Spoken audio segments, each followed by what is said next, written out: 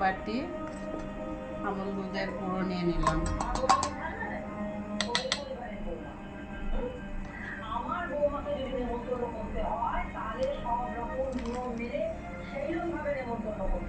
দু চামচ সুজি,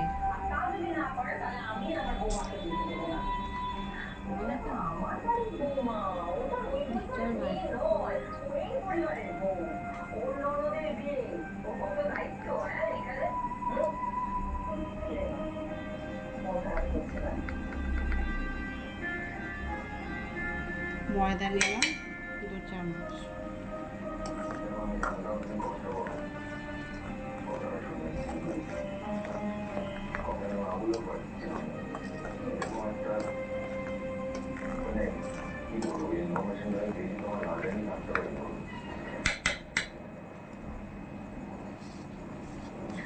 কষ্ট তো হওয়ারই কথা।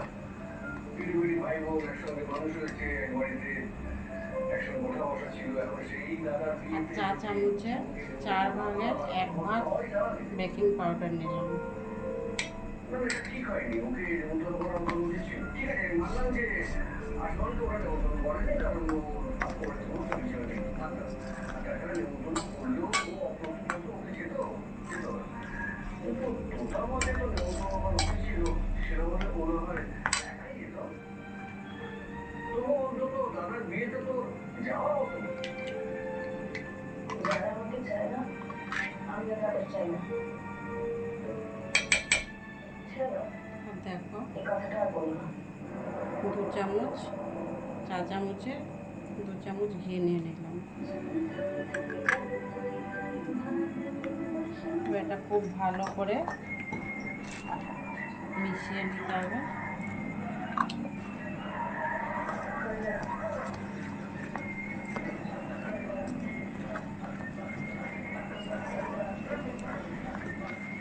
খুব ভালো করে মিশিয়ে নিতে হবে।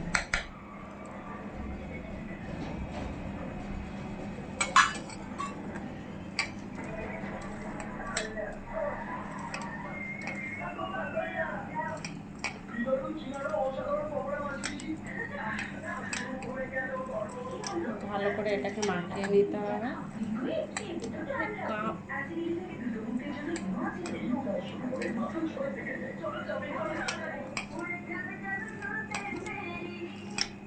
ভালো করে এটাকে মিশিয়ে নিয়েছি, দেখুন।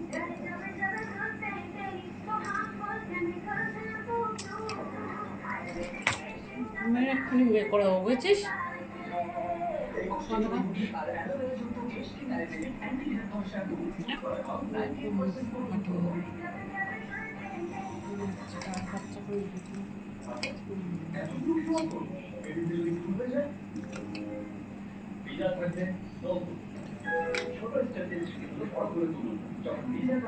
আর আমি এখানে দেখুন দুধ নিয়ে নিয়েছি। দুধের বদলে আপনারা একটা ডিমও ফাটিয়ে নিতে পারেন, কিন্তু আমি ডিমটা দেবো না, তাহলে নাহলে আমার ছেলে খাবে না ডিম দিলে।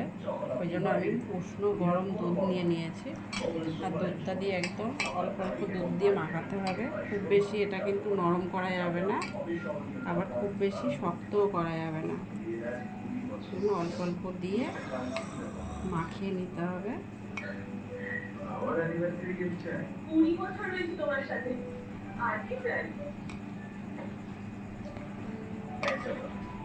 আমরা সব সময় একে অপরের জন্য স্ট্রং থাকি।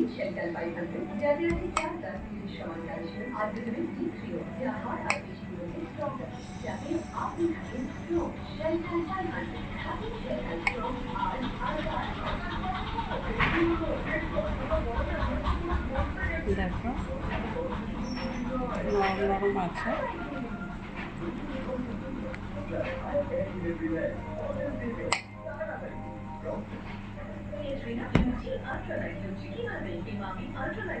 ভালো করে এটা মাখানো হয়ে গিয়েছে।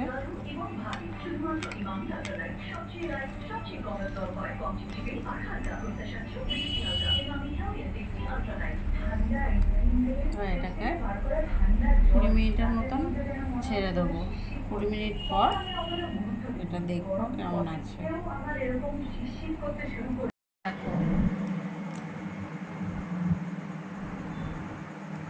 অনেকটাই শক্ত হয়ে গেছে।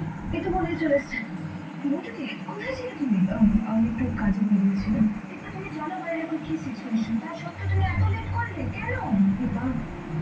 কোথায় গেছিলে মা তুমি?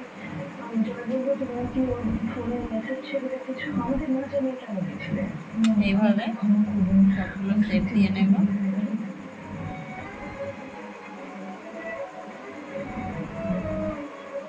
আমার জন্য মানুষ করে এখন এতটা ভাবে, এখনো টান আছে। আমার সবগুলো শেপ দেওয়া হয়ে গিয়েছে, মিষ্টির শেপ গোল গোল শেপ দিয়েছি। তোমরা চাইলে লম্বা লম্বাও দিতে পারো। আমি এটা গোলাপ জামুন বানাবো। তো দেখো সব বানানো হয়ে গেছে। আর এদিকে আমার কড়াই দেখো তেল দেওয়া হয়ে গেছে। আমি একটু দেখবো তেলটা কিন্তু খুব বেশি গরম হয়নি। এই অবস্থাতেই ছেড়ে দিতে হবে। কেন কি ছেড়ে দিচ্ছে এই কারণে, আর একটু ফাঁকা ফাঁকা করে এগুলো ছাড়তে হবে। আর হালকা গরম অবস্থায় ছাড়তে হবে, কেন এটা সিদ্ধ হবে আর লাল লাল ভাজা হবে। আর বেশি জোরে দিলে আঁচটা হচ্ছে তোমার পুড়ে যাবে আর তিতো লাগবে সেই সময়। এটাকে একদম গ্যাসটা লো করে দিয়ে ভাজতে হবে, তাহলে ভিতরেও সিদ্ধ হবে, সুন্দর একটা কালার আসবে, লালচে ব্রাউন কালার, দেখতেও ভালো লাগবে, খেতেও টেস্ট লাগবে। তো হোক আস্তে আস্তে। একদিকে কেমন লাল লাল হয়ে আছে, আর একদিকটা হলে তারপর তুলে নেব। দেখো মিষ্টিগুলো লাল লাল করে ভাজা হয়ে গেছে, আর একটু হবে, সামান্য একটু হলেই নামিয়ে নেব। এবার নামিয়ে নেব।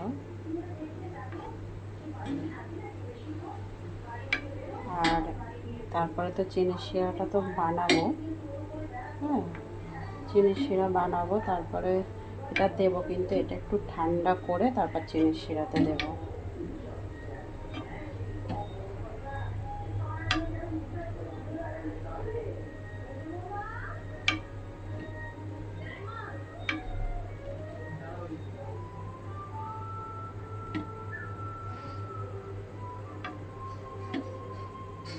এইভাবে আপনারাও বাড়িতে বানিয়ে খেয়ে দেখবেন, ভীষণ নরম আর সুস্বাদু হয় গোলাপ জামুনটা।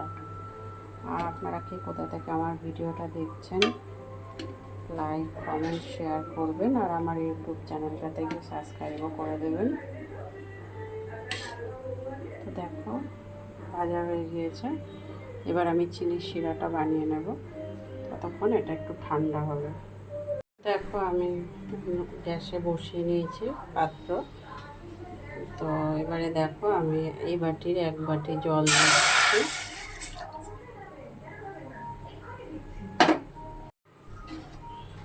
আরও 1 বাটি জল দিয়ে দিলাম, টোটাল 2 বাটি জল দিলাম। আর আমি চিনি দেবো 1 বাটি এই বাটির।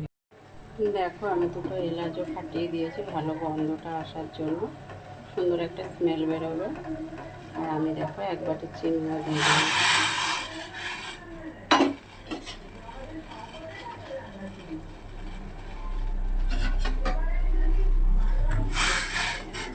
ভালো করে শিরাটা বানিয়ে নেব।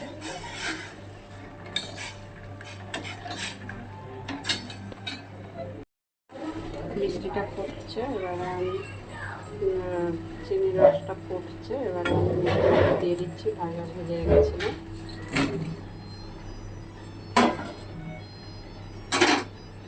এটা ভালো করে ফুটবে, তারপর নামাবো।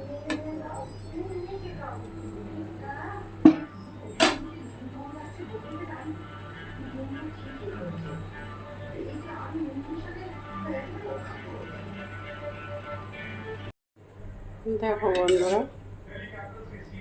আমি পুরো 15 মিনিটের মতন ভালো করে জাল দিয়ে নিয়েছি মিষ্টিটা। এবারে এটা আমি ঠান্ডা হওয়া অবধি পুরো ঢেকে রেখে দেব, তারপরে কি অবস্থায় তোমাদের দেখাবো। তো দেখো ফুলে উঠেছে মিষ্টিগুলো, ভালো করে ঢেকে রেখে দেবো এটা।